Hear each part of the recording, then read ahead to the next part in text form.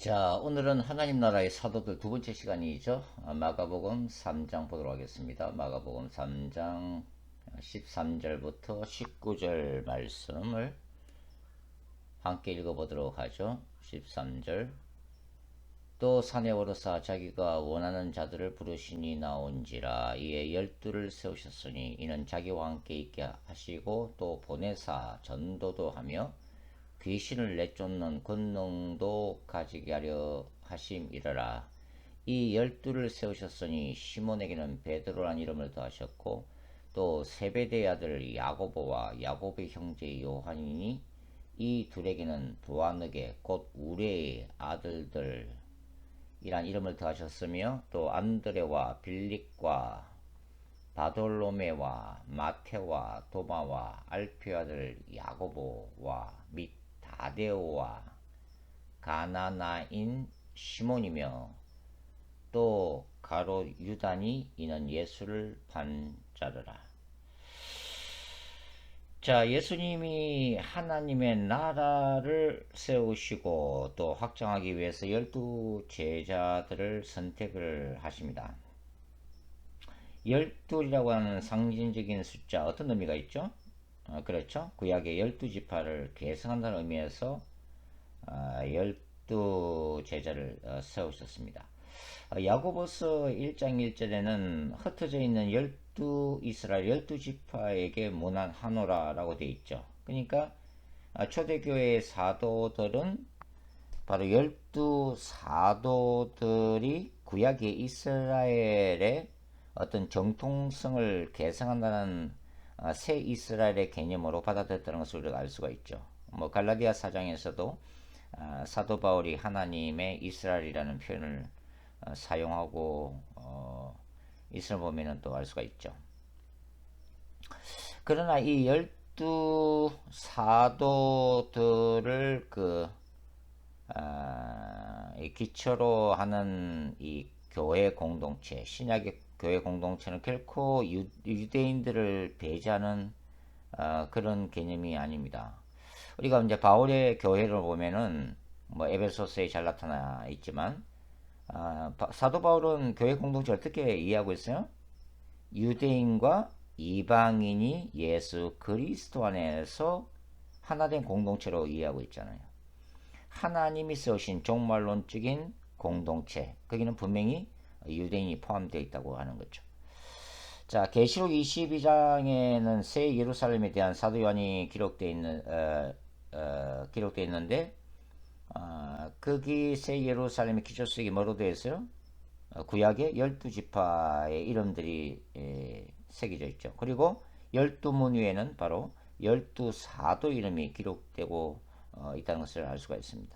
그러니까 초대교회는 예수 그리스도를 모퉁이돌로 하고 사도들과 선지자들의 터 위에 세워진 공동체라는 것을 우리가 알 수가 있죠. 자, 오늘은 12사도들이라고 하는 이 캐릭터들에 대해서 간단하게 한번 살펴보는 시간을 갖도록 하겠습니다. 먼저 사도 베드로, 우리가 너무나 잘 알고 있는 인물이죠. 저는 깨어진 반석이라는 한번 타이틀을 붙여봤습니다.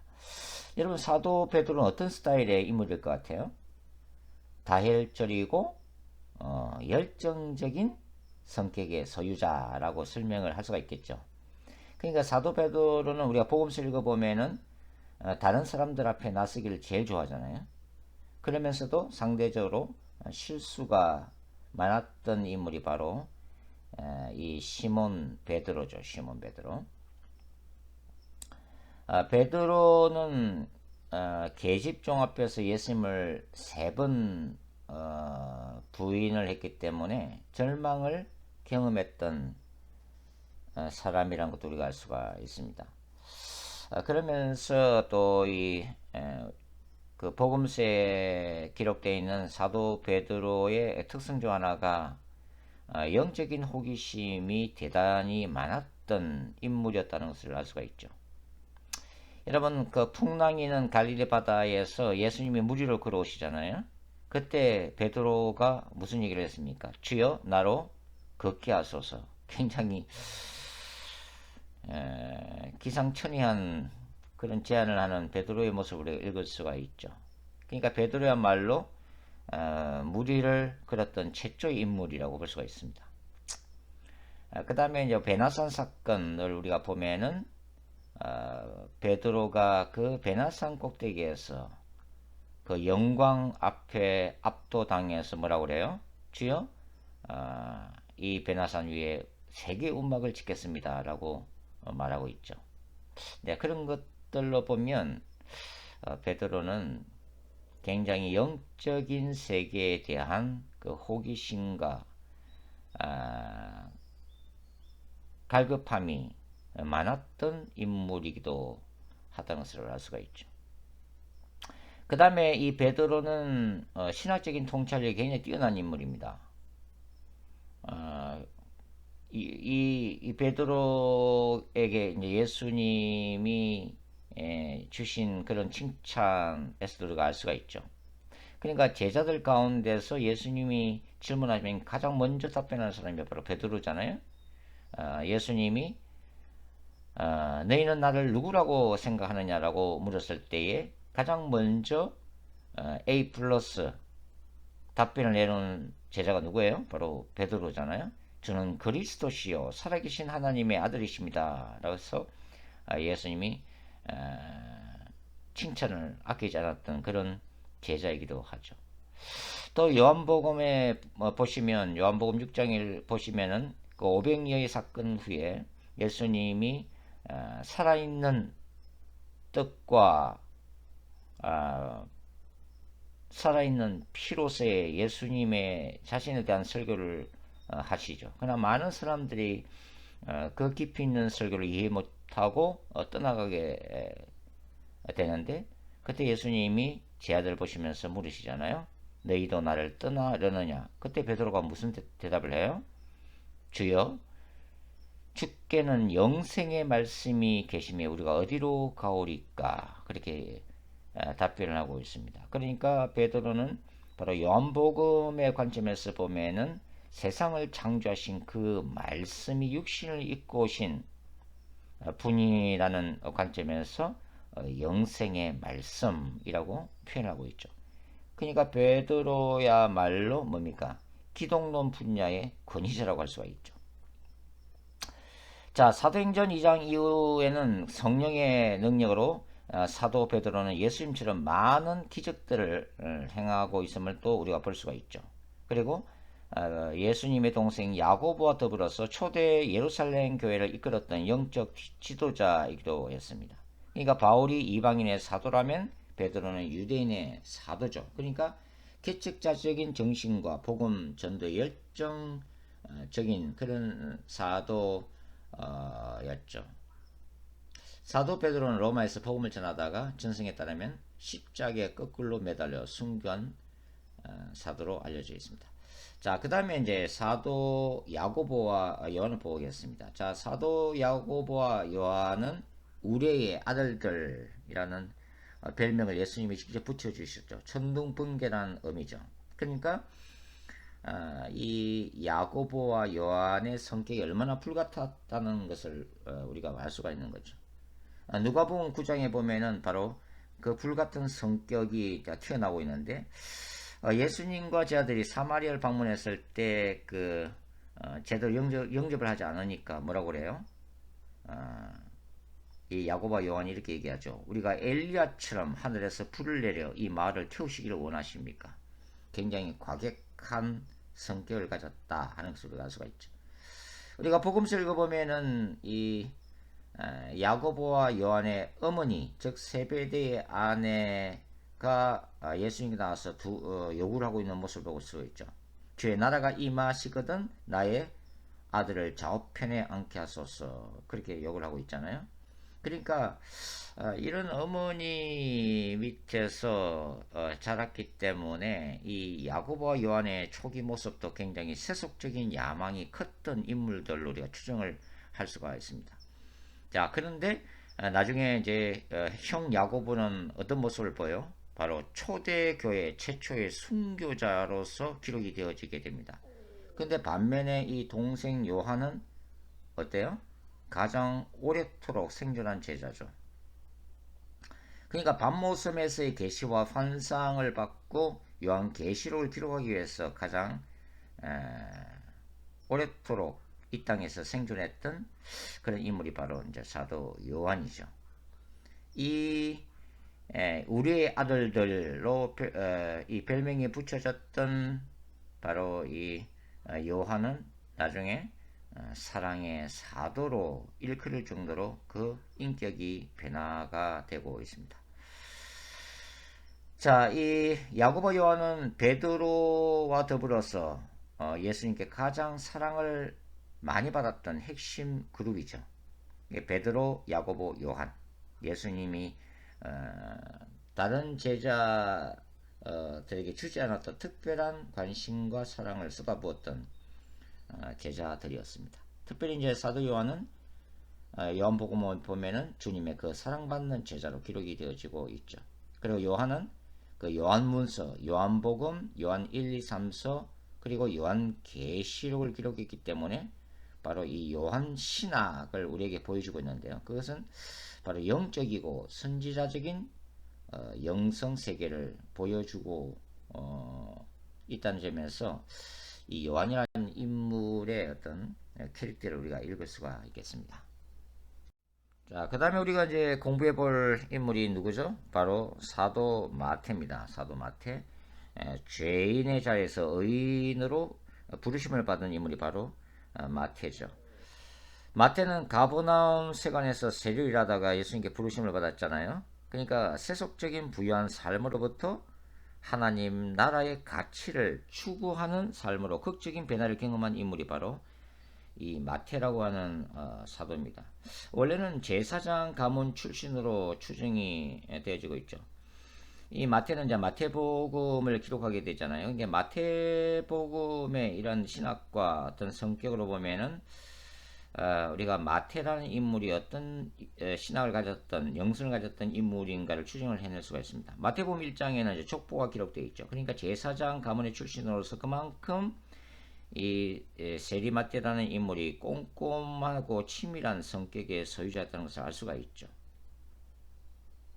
마태복음의 이제 성격이 이제 구약 예언의 성취자로서의 예수님을 강조를 하고 있잖아요. 그리고 이제 마태복음 5장부터 7장까지가 산상순인데 이 산상수훈에 나타나 있는 그 제자도에 마태가 굉장히 관심을 가졌다는 것을 알 수가 있죠. 또 마태복음에는 그 이방인 선교, 세계 선교에 대한 관심을 기록하고 있기 때문에 이 사도 마태가 그러한 이런 분야에 특별한 관심을 가지고 그런 관점에서 그 예수님의 행적을 기록했다는 것을 우리가 볼 수가 있겠습니다.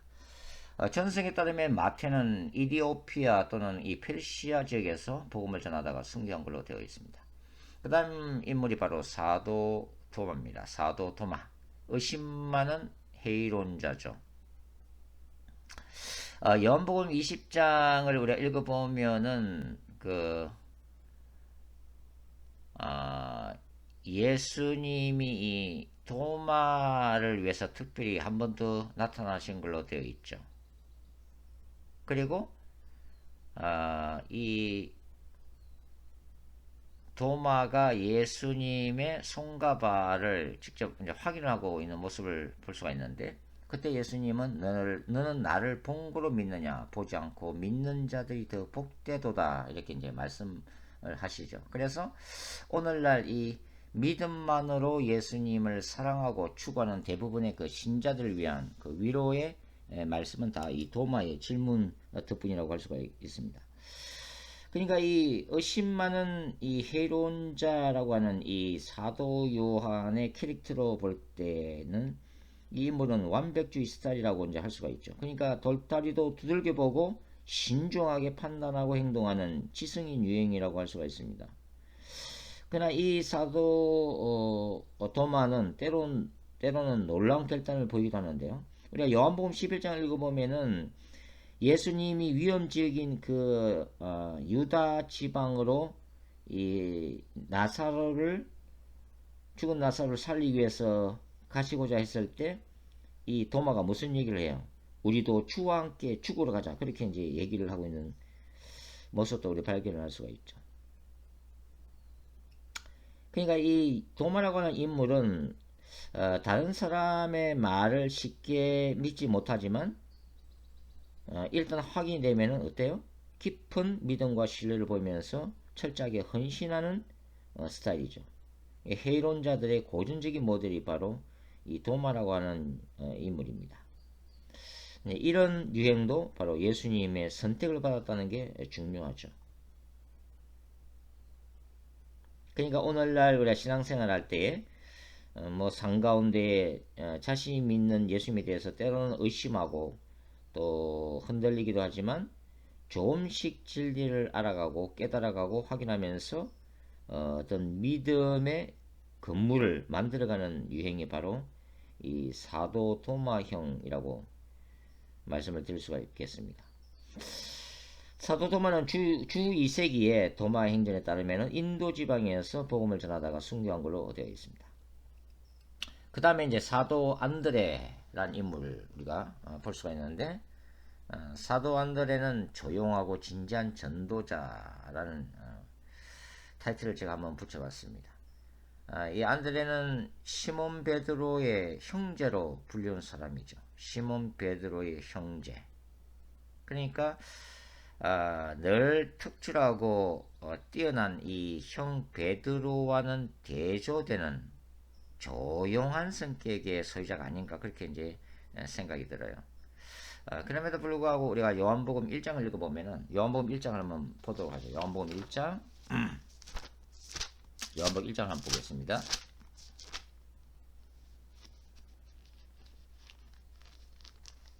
자, 요한복음 1장을 보시면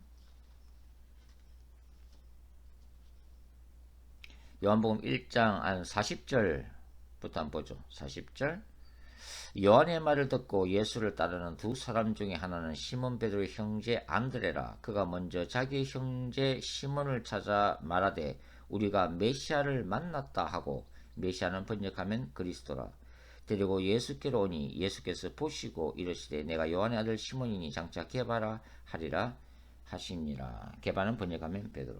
그러니까 여기 보시면은 이 안드레라고 하는 그 인물이 원래가 그 세례 요한을 따랐던 인물이거든요. 세례 요한의 제자였는데 세례 요한이 예수님을 증거하니까 바로 예수님을 만나게 되는 거죠. 그리고 예수님과 이제 대화를 나누게 되는데 바로 이 예수님과의 만남과 대화가 이 안드레의 인생을 바꾸어 놓게 됩니다. 무슨 대화를 나눴을까요? 그때 무슨 대화를 나눴는지 좀 비망록이라도 남겨놨으면 굉장히 도움이 될 텐데 대화 내용은 기록이 되어 있지 않습니다. 중요한 것은 이 안드레가 형 시몬 베드로를 예수님께 인도했다고 하는 거예요. 베드로에게 우리가 메시아를 만났다 그렇게 이제 간증을 하잖아요. 그러니까 이 바울에게 이 바나바라는 인물이 있어서 이 바울을 이방인의 사도로 만드는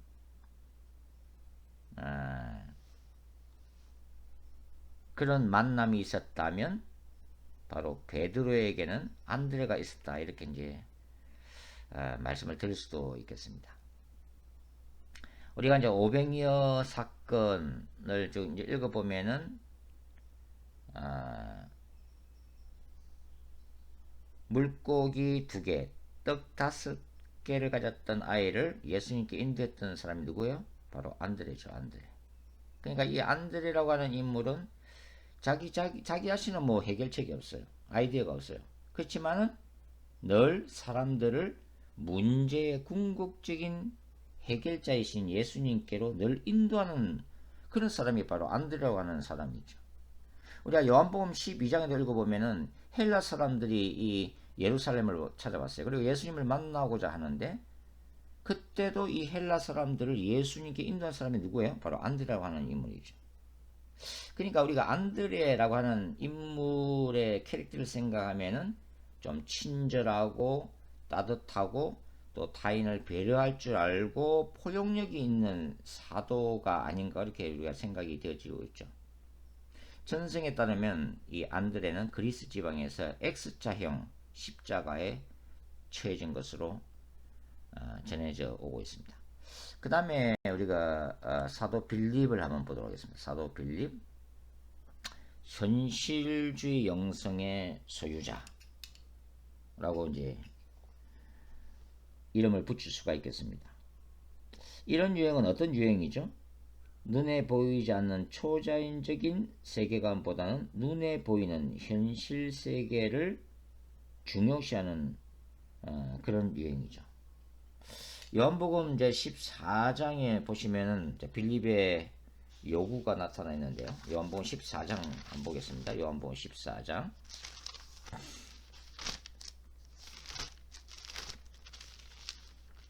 요한복음 14장. 요한복음 14장을 한번 보도록 하죠. 요한복음 14장 6절부터 한번 보겠습니다. 6절. 예수께서 이르시되 내가 곧 길이요 진리요 생명이니 나로 말미암지 않고는 아버지께로 올 자가 없느니라. 너희가 나를 알았더라면 내 아버지도 알았으리라. 이제부터는 너희가 그를 알았고 또 보았느니라. 굉장히 예수님이 심오한 지금 진리를 말씀하시죠. 그런데 빌립이 무슨 욕을 하고 있습니까? 8절. 빌립이 이르되 주여 아버지를 우리에게 보여주옵소서. 그리하면 족하겠나이다. 9절. 예수께서 이르시되 빌립아 내가 이렇게 오래 너희와 함께 있으되 네가 나를 알지 못하느냐. 나를 본 자는 아버지를 보았거늘 어찌하여 아버지를 보이라 하느냐.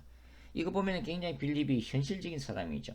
그러니까 추상적이고 심오한 예수님의 가르침에 대해서 확인을 하고 싶어 하는 거죠. 어찌 보면 도마와 비슷한 그런 면도 있다는 것을 우리가 알 수가 있는데, 여하튼 우리는 이 빌립의 질문 때문에 더욱더 심오한 기독론을 배우게 됩니다. 즉 예수님을 본 자는 곧 아버지를 봤다고 하는 눈에 보이는 예수님의 모습을 통해서 눈에 보이지 않는 하나님 아버지의 영광을 우리가 보게 된다고 하는 그 심오한 가르침을 우리가 빌립 덕분에 우리가 배우게 되는 거죠.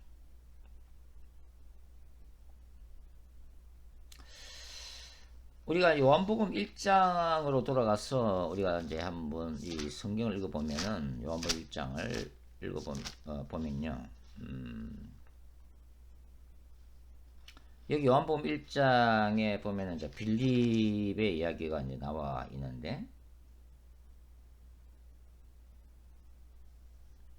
요한복음 1장 43절부터 한번 읽어보도록 하죠. 요한복음 1장 43절. 이튿날 예수께서 갈릴리로 나가려 하시다가 누구를 만나요? 빌립을 만나. 빌립을 찾아오신 예수님의 모습이죠. 빌립을 만나 이르시되 나를 따르라 하시니 빌립은 안드레와 베드로와 한 동네 베세다 사람이라. 45절. 빌립이 나다나엘을 찾아 이르되 보세요. 뭐라고 얘기하나? 모세가 율법에 기록하였고 여러 선지자가 기록한 그 일을 우리가 만났으니 요셉의 아들 나사렛 예수니라. 이렇게 이제 지금 얘기하고 있죠. 그러니까 안드레하고 비교를 해봤어요. 안드레는 형인 시몬을 전도했을 때 뭐라고 그랬어요? 우리가 메시아를 만났다 이렇게 흥분을 하고 있는 것에 비해서 이 빌립은 나다나엘을 전도할 때 굉장히 구체적으로 예수님에 대해서 이 소개를 하고 있습니다. 그러니까 이 안드레라는 인물은 물론 해박한 성경 지식은 없지만 예수님을 향한 순수한 열정의 소유자라고 한다면, 이 빌립이라고 하는 인물은 평소에 구약 성경 연구에 몰두해서 성경적 지식이 많았던 그런 인물이라는 것을 알 수가 있습니다. 굉장히 구체적으로 예수님을 좀 소개하고 있잖아요. 그리고서 나다나엘에게 뭐라고 얘기합니까? 와 보라 이러죠. 바로 여기에 예수님을 만난 빌립의 확신에 찬 바로 전도 방법이죠. 와 봐라. 그러니까 내가 하는 말만 믿지 말고 네가 직접 와서 예수님을 확인해 봐라. 그런 식으로 지금 전도를 하고 있습니다.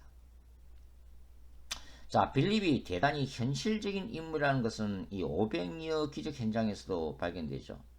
그 예수님이 다른 제자들도 아니고 이 빌립에게 질문을 하고 있는 모습을 볼 수가 있는데요. 자, 요한복음 6장으로 넘어가겠습니다. 요한복음 6장 한번 보도록 하겠습니다.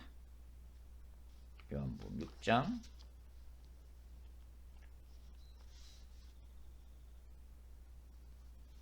요한복음 6장 5절부터 보죠. 5절. 예수께서 눈을 들어 큰 무리가 자기에게로 오는 것을 보시고, 자, 누구에게 말씀하세요? 빌립에게. 다른 제자들도 아니고 빌립에게 이르시되 우리가 어디서 떡을 사서 이 사람들을 먹이겠느냐 하시니, 이렇게 말씀하시면 친히 어떻게 하실지를 아시고 빌립을 시험하고자 하심이라. 빌립이 대답하되 각 사람으로 조금씩 받게 할지라도 200데나리온의 떡이 부족하리이다. 자, 굉장히 재미있는 모습이 지금 기록이 되어 있죠. 예수님은 평소에 빌립이 얼마나 현실주의적인 감각이 뛰어난 사람인가를 이미 알고 계셨고, 지금 이 수많은 사람들이 몰려오고 있는데 현실이 어떠한가를 제자들한테 알려주기 위해서 일부러, 다른 사람도 아니고 빌립에게 질문을 하시죠. 그리고 예수님이 기대하신 대로 이 빌립은 굉장히 현실적인 답변을 지금 내놓고 있습니다. 빌립이 뭐라고 지금 답변을 하고 있어요? 각 사람으로 조금씩 받게 할지라도 200데나리온의 떡이 부족하리다. 200데나리온. 굉장히 치밀하게 즉각적으로 계산을 해내고 있다는 것을 우리가 볼 수가 있습니다. 그러니까 이 가룟 유다가 이제 그 어카운트를 맡아서, 재정을 맡아서 일을 했잖아요. 그러니까 만일에 가룟 유다가 이런 복잡한 텍스 문제로 고민할 때 조언을 구했다면 누구에게 조언을 구했을까요? 바로 빌립이죠. 빌립에게 상담을 했을 것입니다. 그만큼 빌립은 현실적으로 계산이 치밀하고 현실적으로 판단 능력이 뛰어난 인물이라는 것을 우리가 이제 알 수가 있죠. 그러니까 이 빌립 같은 유행은 이 예수님이 500여의 기적을 일으켰을 때 아마 한동안 정신을 잃고서 며칠을 고민했을 거예요. 어떻게 이런 일이 생기지? 분명히 이거는 현실적으로 불가능한 일인데, 그렇게 고민을 많이 했을 거라고 하는 거죠. 그러니까 이 사도 빌립은 베드로처럼 이 어찌 보면은 무모하리만큼 믿음으로 모험하고 도전한 스타일이 아니라는 것을 알 수가 있죠. 어떤 주어진 테두리 안에서 현실적으로 문제를 해결해 나가는 그런 스타일이었다고 하는 거죠. 그러니까 이 기적 같은 이 초이성적이고 초자연적인 현상에는 익숙치 않았던 그런 인물이라고 볼 수가 있습니다. 빌립의 또 다른 모습이 이제 요한복음 12장에 나오죠. 바로 이방인인 헬라 사람들이 예수님을 만나고자 했을 때 빌립이 굉장히 고민을 하게 되는 거죠. 왜냐면은 이 이방인들은, 그 당시에 유대인들은 그 개로 취급을 했잖아요. 그런데 이 이방인들이 예수님을 만나고자 한다는 거죠. 그러니까 이렇게 이방인을 이렇게 유대인인 예수님께 이걸 인도를 해도 되나? 이거 뭐 문제 없을까? 어떤 신학적인 나중에 도전을 문제 삼지 않을까? 뭐 그런 고민들을 했던 것 같아요. 그래서 나중에 어떻게 해요? 안드레에게 부탁을 하죠. 안드레에게. 자신이 이런 직접적인 문제를 일으키는 게 보다는 차라리 안드레에게 이 문제를 떠넘기는 것을 볼 수가 있는데, 결국은 안드레가 이제 이 이방인들 예수님께로 이제 인도를 하고 있다고 하는 거죠. 그러니까 이 빌립이라고 하는 인물은 이 철학적이고 복잡한 신학적인 이 사고보다는 눈에 잡히는 직접적인 답변을 듣고 싶어하는 그런 캐릭터였기 때문에 어찌 보면 도마와 비슷한 유행이라고 볼 수가 있는데, 뭐 오늘날 이런 빌립형의 신자라고 한다면, 만일에 신학을 전공한다면 뭐 추상적인 이론 신학보다는 실용적인 실천 신학이 더 나을 것 같은 그런 인물이에요. 뭐 상담학이나 설교학 같은 그런 실천 신학이 더 나을 것 같아요. 또 이런 점에서는 영적인 심화음을 추구했던 사도 요한과는 또 대조를 이루고 있죠. 전승에 따르면 이 사도 빌립은 소아시아 지역을 전도하다가 히에라폴리스에서 죽음을 맞이했다고 전해지고 있습니다. 그 다음에 우리가 이제 나다나엘이라는 인물을 한번 보도록 하죠. 나다나엘이라는 하는 인물. 이 나다나엘의 별명은 묵상하는 경건한 사도라고 제가 한번 붙여봤습니다. 성경에 이 나다나엘의 다른 이름은 바로 바돌로메라고 이제 알려져 있죠. 바돌로메. 자, 이 나다나엘이 친구 빌립의 전도를 받습니다. 그때 이 나다나엘이 어떤 반응을 보이죠? 다시 요한복음 1장으로 돌아가서 요한복음 1장 자 46절에 나타나 있죠. 나다나엘이 뭐라고 그래요? 빌립의 전도에 대해서 나다나엘이 이르되 나사렛에서 무슨 선한 것이 날 수 있느냐 이렇게 얘기하죠. 그게 처음에 이 회의적인 반응을 보였다는 것을 우리가 알 수가 있죠. 이 나다나엘이 예수님을 만나는데 예수님이 참 놀라운 말씀을 하시죠. 47절 봅시다. 47절 예수께서 나다나엘이 자기에게 오는 것을 보시고 그를 가리켜 이르시되 보라 이는 참으로 이스라엘 사람이라 그 속에 간사한 것이 없도다. 48절 나다나엘이 이르되 어떻게 나를 아시나이까 예수께서 대답하여 이르시되 빌립이 너를 부르기 전에 네가 무화과 나무 아래에 있을 때 보았노라. 49절 나다나엘이 대답하되 랍비여 당신은 하나님의 아들이시요 당신은 이스라엘의 임금이로소이다. 자, 여기에 예수님이 무화과 나무 아래에 있을 때 봤다는 것은 뭘 얘기하는 거야? 아마도 평소에 나다나엘이 무화과 나무 아래에서 열심히 성경을 묵상하고 기도했다는 것을 알 수가 있죠. 그러니까 무화과 나무 아래는 바로 이 나다나엘이 평소에 자신의 내면 세계를 성찰했던 나다나엘만의 기도원이고 수도원이었다는 것을 알 수가 있습니다.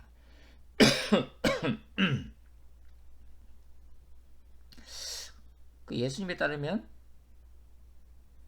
이 나다나엘이라는 인물은 거짓과 위선이 없는 인물이죠. 속임수를 모르는 진실한 사도였다는 것을 알 수가 있습니다.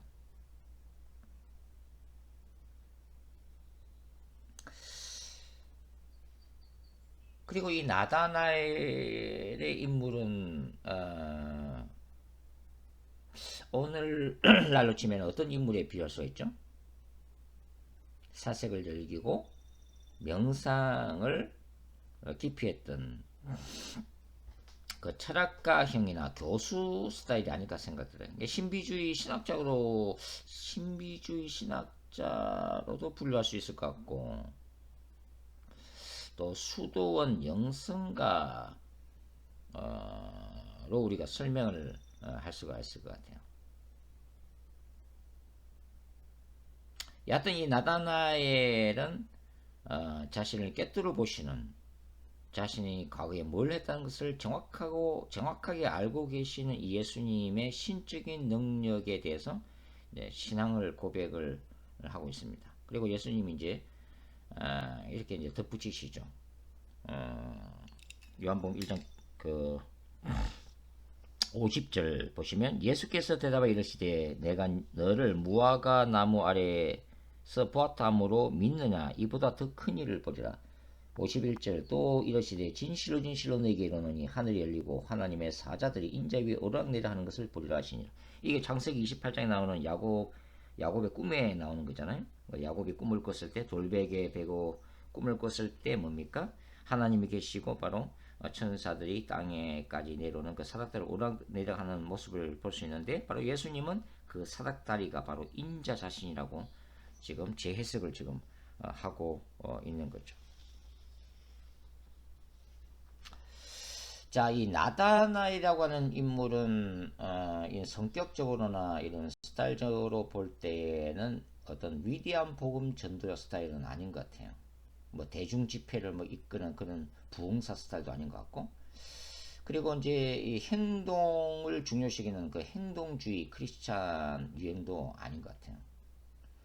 다만 자신이 연구하고 묵상했던 하나님의 나라를 조용하면서도 진지하게 대화를 통해서 간증하는 어떤 그런 사도가 아니었겠는가 이런 생각이 드네요.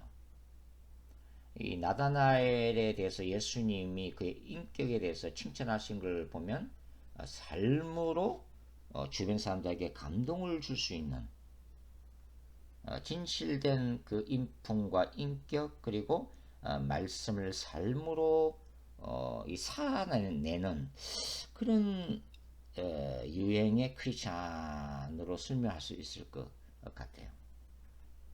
나다나엘에 대해서는 그가 어떻게 죽었는지 구체적인 전성이 나와 있지는 않습니다. 자, 그리고 우리가 이제 가룟 유다 보죠. 가룟 유다. 가룟 유다. 저주받은 배신의 아이콘이라고 이제 이 타이틀을 붙일 수 있을 것 같아요. 자, 누가복음 6장에 보면 예수님이 제 아들을 선택하실 때 어떻게 했어요? 산에 올라가서 간절히 밤새워서 기도하심으로 해서 제 아들을 선택을 하셨죠. 그만큼 예수님이 신중하게 제자를 선택하셨는데 그 중에 바로 가룟 유다가 있습니다. 그리고 나중에 예수님이 이 가룟 유다에 대해서 단식을 하시잖아요. 가룟 유다야, 너는 차라리 세상에 태어나지 않았다면 좋을 뻔했다. 자, 이런 어떤 이 복음서 기사들을 읽어보면은 우리가 또 참 이렇게 신학적인 혼란에 빠지죠. 예수님의 예정과 선택, 교리, 그리고 배신을 선택한 이 가룟 유다의 자유의지, 이 복잡한 신학적 문제를 이야기하고 있는 인물이 바로 이 가룟 유다라고 하는 인물입니다. 유다복음서라고 하는 초기 영주주의 문서에서는 이 가룟 유다를 영웅시하고 있잖아요. 그러니까 예수님을 이 팔았던 이 가룟 유다의 역할에 대해서 큰 의미를 부여하면서 그야말로 바로 이 예수님을 육체적인 이 육체의 감옥으로부터 이 죽음을 통해서 해방을 시켰던 위대한 사도다라고 이제 설명을 하고 있죠. 뭐 유다 복음서는 뭐 영주주의 이단 문서니까 이제 우리가 이제 참고로만 할 따름이죠.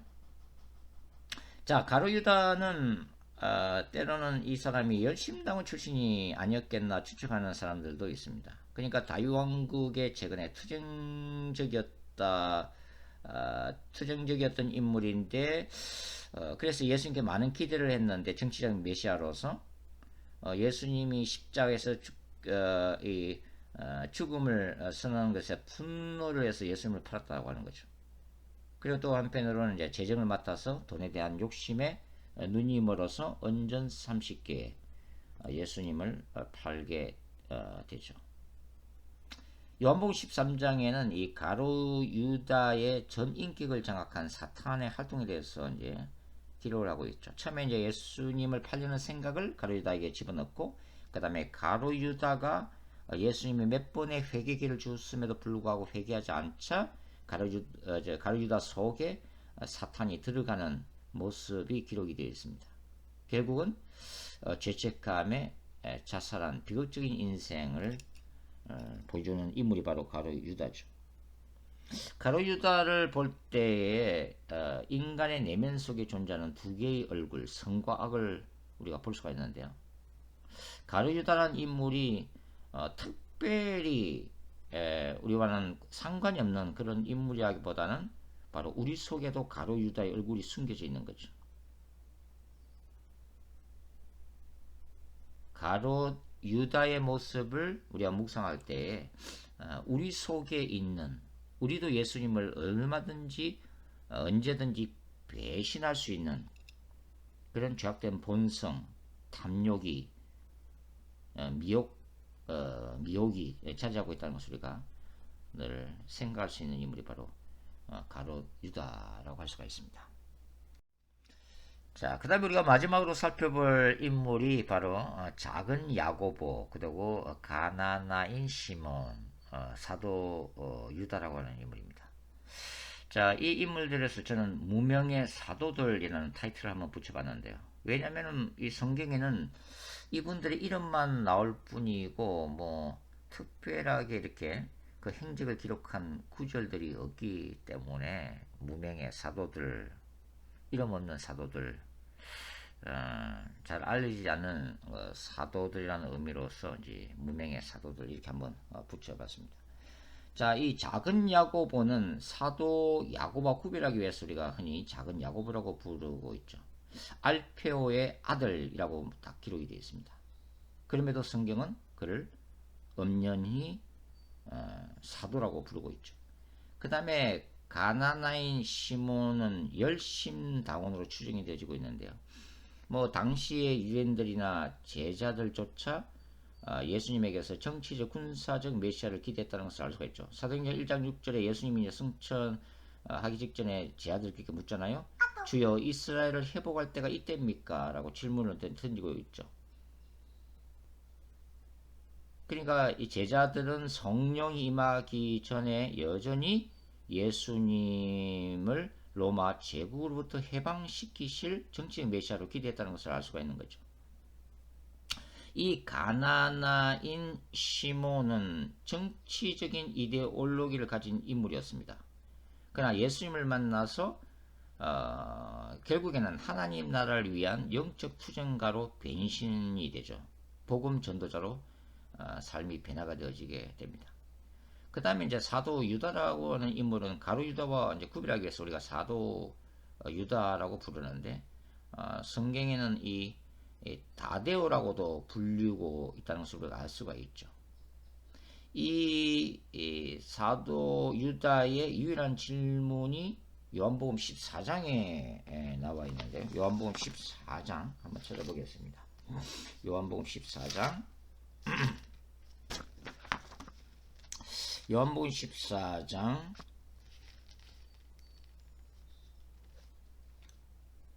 자 21절부터 읽어보죠.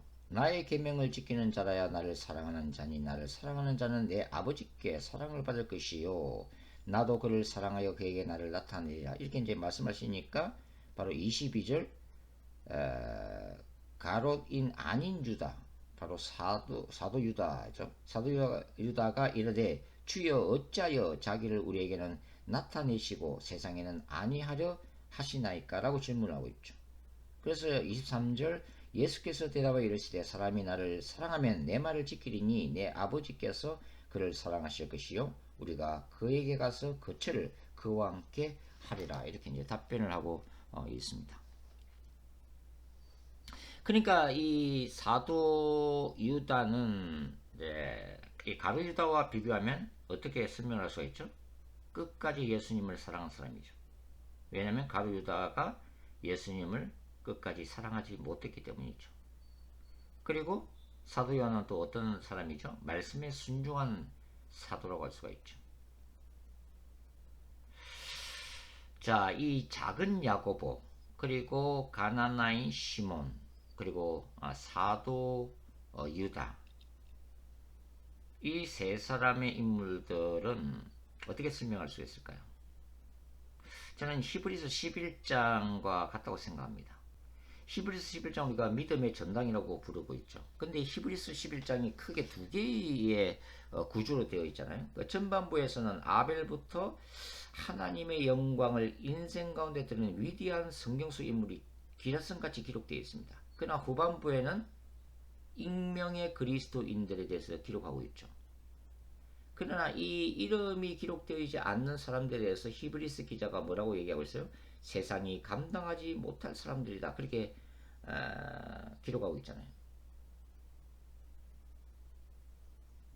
저는 이 예수님의 12 제자들도 마찬가지로 생각해요.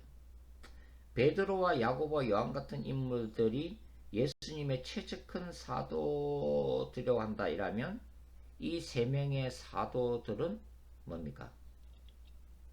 말 그대로 그렇게 행적이 알려져 있지 않는 사도들이죠. 그러나 이것은 어떤 기능적인 면에서의 차이라고 설명할 수가 있죠. 그러나 관계적인 측면에서는요. 예수님과의 그 1대1의 관계에 있어서는 전혀 차이가 없습니다. 하나님이 어떤 사람들은 우리가 흔히 얘기하는 크게 사용하는 사람들도 있지만 또 어떤 사람들은 그렇지 못한 하나님의 자녀들도 있다고 하는 거죠. 중요한 것은 뭡니까? 예수님을 얼마나 진실하게 믿고 얼마나 예수님을 사랑하는가 하는 거죠. 이 세 명의 사도들도 마찬가지라고 하는 거죠. 인간은 그들의 행적을 기억하지 못하지만 하나님은 기억하고 계실 거라고 하는 것입니다. 지금도 우리 주변에는 빛도 없이 이름도 없이 주님을 섬기는 수많은 사람들이 있습니다. 하나님의 나라는 모세와 엘리야 같은 위대한 능력을 가진 사람들도 필요하지만 자기가 맡은 자리에서 묵묵하게 다른 사람에게 알려지지는 않았지만 진실하게 살아가는 사람들도 많죠. 하나님 보시기에는 귀중한 그분의 자녀들인 것입니다. 그리고 사람들에게 알려져 있지 않았지만 뭡니까? 궁극적으로 하나님의 영광을 영원히 누릴 사람들이라고 하는 거죠. 자, 오늘 우리 이 시간에는 예수님의 12사도들에 대해서 간략하게 한번 살펴봤습니다. 자, 이런 걸 보면은 예수님은 참 다양한 사람들, 다양한 성격, 기질, 스타일, 영성의 사람들을 불러서 제자로 삼으셨다는 것을 알 수가 있죠. 오늘날도 마찬가지입니다. 주님은 다양한 사람들을 불러서 사용하시죠. 우리 각자마다 서로 간의 영성도 다르고 신학도 다르고 스타일도 다르지만 뭡니까? 하나님은 우리가 그분을 사랑하고 그분의 말씀에 끝까지 순종하는 한 주님은 그분의 뜻 안에서 우리를 사용하시고 또 궁극적으로 영원한 하나님의 나라가 임했을 때 우리로 하여금 그 영원한 새하늘과 새 땅에서 그분의 영광을 영원히 누리게 하실 거라고 하는 거죠. 우리 다음 시간에도 마가복음을 계속 공부하도록 하겠습니다. 자, 수고하셨습니다.